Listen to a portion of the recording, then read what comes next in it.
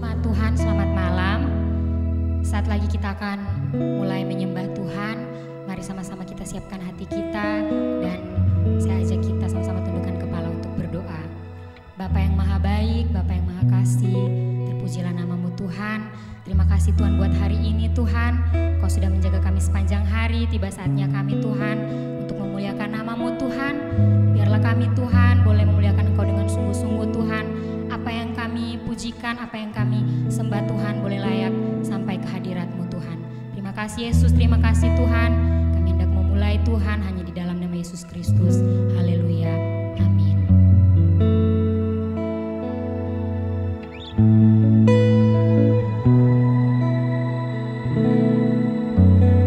Dari semula telah Kau tetapkan hidupku dalam tangan-Mu, dalam rencana-Mu Tuhan.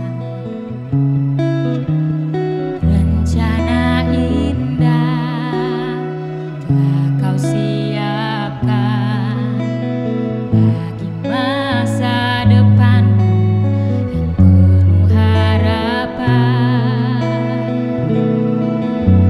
Sebuah baik, sebuah baik, apa yang telah Kau perbuat di dalam hidupku.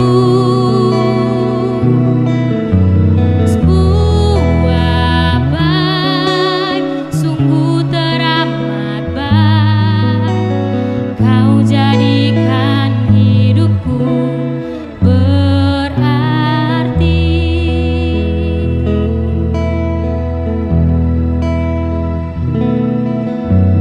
Dari semula telah Kau tetapkan hidupku dalam tangan-Mu, dalam rencana-Mu Tuhan. Rencana indah telah Kau siapkan bagi masa depanku yang penuh harapan. Sebuah baik, sebuah baik, apa yang telah Kau perbuat di dalam hidupku. Sebuah baik, sungguh teramat baik, Kau jadikan hidupku berarti. Sebuah baik, sebuah baik, apa yang telah Kau perbuat di dalam hidupku. Sebuah baik, sungguh teramat baik, Kau jadikan hidupku berarti. Kau jadikan hidupku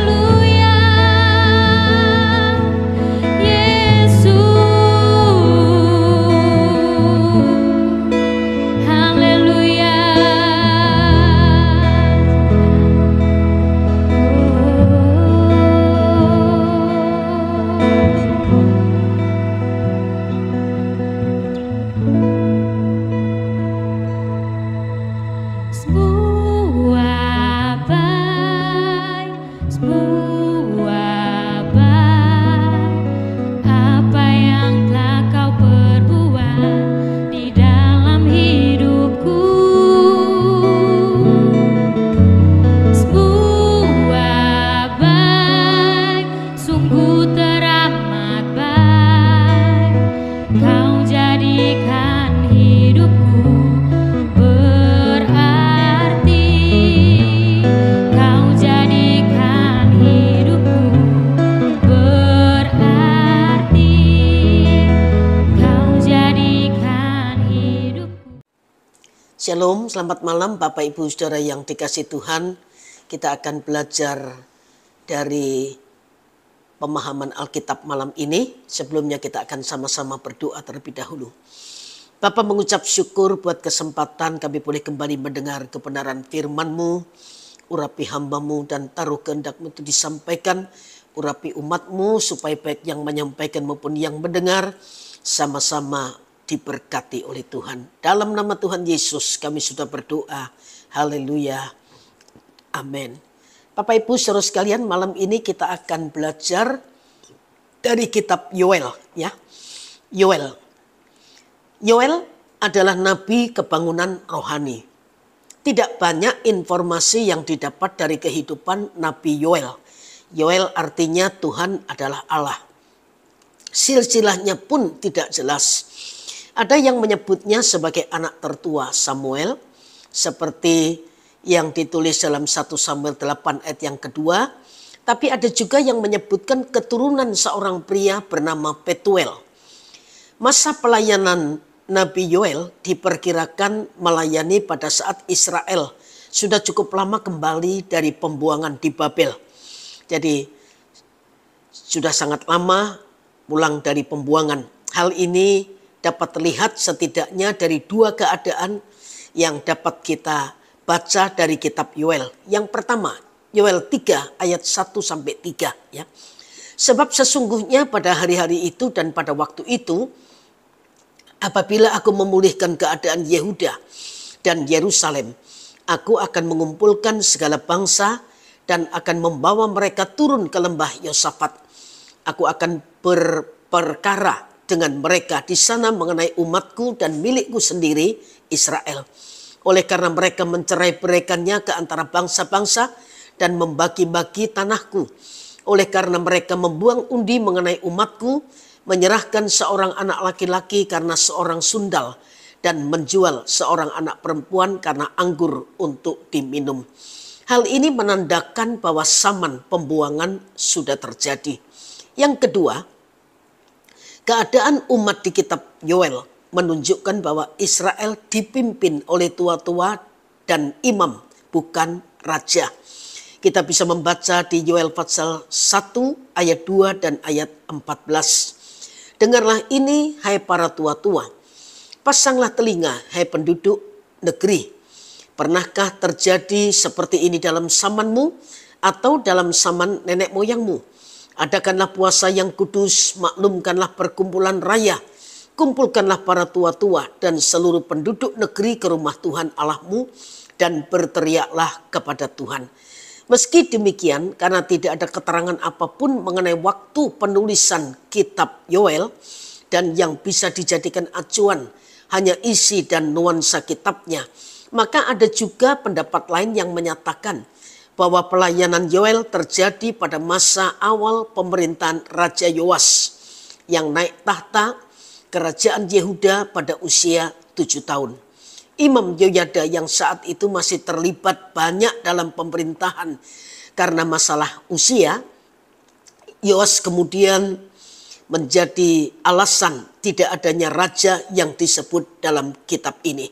Selain itu, tema nubuat dan gaya sastra Yoel juga dipandang lebih dekat dengan nabi-nabi pada abad ke-8 sebelum Masehi, seperti Amos, Mika, dan Yesaya daripada dengan nabi-nabi pasca pembuangan seperti Hagai, Sakaria, dan Maleaki. Penyebutan Yoel sebagai nabi kebangunan rohani ini berdasar dari Yoel pasal 2 ayat 18 sampai ayat yang ke-32. Peristiwa Pentakosta adalah penggenapan dari nubuat Yoel dengan beberapa nubuat masih menunggu penggenapannya. Nah, dari surat Ibrani pasal 12 ayat yang ke-6, kalau kita pelajari dari Yoel pasal yang pertama, Ibrani berkata, karena Tuhan menghajar orang yang dikasihinya dan ia menyesah orang yang diakuinya sebagai anak. Kalau kita melihat seseorang memukul orang lain, respon otomatis kita mungkin adalah bertanya, ada masalah apa? Sedang berselisih tentang apa? Alasan orang memukul memang seringkali karena konflik serta kebencian. Tapi jika ternyata kita tahu bahwa orang yang memukul itu adalah orang tuanya sendiri, tanggapan kita mungkin beda. Meski saat ini mendisiplin anak dengan hajaran kadang menimbulkan pro kontra, Alkitab menyatakan bahwa mendisiplin anak bahkan menghajarnya di batas-batas tertentu itu perlu. Tapi itu bukan karena benci, bukan karena pelampiasan orang tua, bukan juga karena ingin menyiksa anak, ingin anak kesakitan atau terluka, melainkan agar anak bisa dididik dan punya masa depan. Di pasal ini Tuhan mengingatkan Israel tentang hukuman Tuhan atas Israel, yaitu berupa wabah belalang yang merusak hasil panen mereka. Wabah belalang itu kemudian diikuti kekeringan panjang yang membuat ternak mereka mati. Hukuman ini sungguh membuat orang Israel menderita. Tapi penyebab Tuhan menghukum Israel hingga demikian rupa sama sekali bukan karena ia benci dengan umat pilihannya itu. Sama sekali tidak. Hukumannya adalah seperti halnya hukuman orang tua kepada anaknya yang bandel. Hukumannya dinyatakan semata agar Israel bertobat dan berbalik dari jalan mereka yang jahat. Ya, pada akhirnya Tuhan hanya mau Israel kembali kepadanya dan tidak lagi tersesat ke dalam jalan dunia yang gelap. Bapak Ibu saudara sekalian, ketika Tuhan mendisiplin kita, bisa jadi itu terasa sakit. Kita mungkin merasa Tuhan bertindak begitu kejam. Namun sebagaimana orang tua yang baik adalah orang tua yang tak segan mendisiplin anaknya. Respon kita semestinya tak hanya mengeluh, apalagi lari dari hadapannya. Mari kita datang kepada Tuhan, minta Tuhan menunjukkan mengapa kita didisiplin atau bahkan dihajarnya. Kesalahan apa yang sudah kita lakukan, mari kita periksa diri. Ketahuilah, hukuman dan disiplin dari Tuhan selalu demi kebaikan kita. Respon kita yang menentukan akankah kita dipulihkan atau justru bertambah buruk. Tuhan menghajar mereka yang dikasihinya. Di pasal yang kedua dari kitab Yoel, Allah mencurahkan rohnya. Allah berjanji akan mencurahkan rohnya ke atas orang-orang yang menyerukan namanya. Mereka tua dan muda, orang merdeka dan hamba, laki-laki dan perempuan akan menerima roh Allah. Mereka akan bernubuat, mendapat mimpi dan penglihatan. Apa maksudnya? Sebelumnya roh Allah diberikan kepada orang-orang pilihan dan yang diurapinya. Mereka adalah raja, imam dan nabi. Tujuannya untuk menyatakan maksud dan berkatnya kepada manusia. Tapi saat hari Tuhan tiba, Allah menyatakan maksud dan rencananya kepada orang yang berseru kepadanya. Roh Allah akan dicurahkan kepada semua orang, sehingga mereka semua akan menjadi pembawa pesan Allah, akan mendapat penglihatan-penglihatan dan karunia-karunia rohani. Pada waktu itu, tanpa pembedaan jenis kelamin, usia, dan bangsa, semua orang akan menerima karunia rohani yang berbeda untuk tiap-tiap orang menurut kehendak Allah. Selain itu, hari Tuhan juga akan memisahkan orang-orang yang akan diselamatkan dari orang-orang yang akan dibinasakan. Hanya mereka yang berseru dan percaya kepada Tuhan yang akan menerima keselamatan dan diluputkan dari dahsyatnya hari itu yang digambarkan dengan darah, api, gumpalan asap, dan kegelapan. Ayat 30 sampai 32 dari Yoel pasal yang kedua. Petrus melihat peristiwa Pentakosta sebagai penggenapan janji keselamatan itu. Kalau kita bandingkan di Kisah Rasul 2 ayat 17 sampai 21. Setelah Kristus bangkit, Allah Bapa mengutus Roh Kudus kepada setiap orang yang percaya kepadanya, yaitu mereka yang bertobat dan dibaptis dalam nama Yesus Kristus. Orang itulah yang akan menerima roh Allah. Kita bersyukur Karena Roh Allah memampukan kita memahami maksud dan rencananya terhadap manusia dalam Yesus Kristus. Dia rindu agar semua orang yang percaya kepada Kristus beroleh keselamatan. Yesus telah menyelesaikan penebusan di kayu salib. Kini Roh Kudus hadir untuk menuntun kita dalam menjalani keselamatan itu. Roh Kudus senantiasa beserta kita sampai hari Tuhan tiba. Kita belajar di Yoel pasal yang ketiga. Ada tema yang menarik, aku ini pahlawan. Setelah menyatakan hukumannya atas bangsa-bangsa yang menjadi musuh Israel, di perikop selanjutnya Tuhan memerintahkan Israel menempa mata bajak menjadi pedang. Mengapa? Sebab inilah masanya berperang. Yoel 3 ayat yang ke-10 berkata, tempalah mata bajakmu menjadi pedang dan pisau-pisau pemangkasmu menjadi tombak. Baiklah orang yang tidak berdaya berkata, aku ini pahlawan. Perintah ini mengandung beberapa hal menarik. Yang pertama, perintah ini menunjukkan keadaan yang sudah sangat mendesak. Karena tidak ada lagi waktu untuk membuat pedang, maka dipakailah mata bajak untuk diubah menjadi pedang. Yang kedua, mata bajak adalah alat untuk para petani. Tentu saja para petani tidak punya kemampuan untuk berperang. Tapi kini mereka bahkan tidak hanya diminta untuk menjadi seorang prajurit, melainkan juga disebut sebagai pahlawan dan harus berkata, aku ini pahlawan. Hal yang mengingatkan kita akan peristiwa panggilan Gideon. Firman Tuhan ini disampaikan di masa ketika bangsa Israel dalam keadaan tidak berdaya. Namun justru di saat itulah Tuhan mau memakai mereka menghadapi bangsa-bangsa. Hari-hari ini Tuhan pun mau kita tidak hanya berpangku tangan, waktunya sudah dekat. Matius 24 ayat yang ke-33. Tanda-tanda akhir zaman sudah begitu nyata. Posisi anak Tuhan pun akan makin didesak dan ditekan dari berbagai pihak. Di satu titik kita mungkin merasa seolah diri kita tak berdaya. Namun ini bukan waktunya umat Tuhan berpangku tangan atau merasa tak berdaya. Jika Tuhan sudah berkehendak dan memanggil kita, maka kita harus bersiap. Inilah saatnya kita harus segera menyiapkan diri. Tentu saja bukan untuk berperang dalam arti jasmani, tapi untuk siap berdiri menjadi terangnya dan melawan pengaruh dunia yang jahat, yang gelap. Inilah waktunya kita berkata, aku ini pahlawan.